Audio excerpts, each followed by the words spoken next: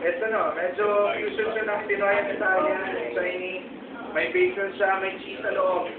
So just in case may mga allergic to cheese, wala naman siguro, no? Order tofu balls. There are nori cheese sticks for the strawberry sauce and pesto. Okay.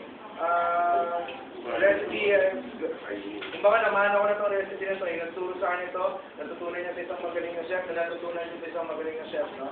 So, nori cheese stick. Then another new item on our menu, artistic taco.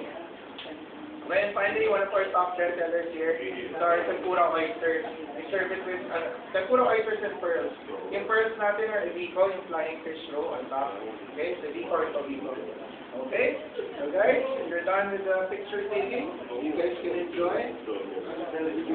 We have our plates over here. Okay, maganda lang, we have refills. No?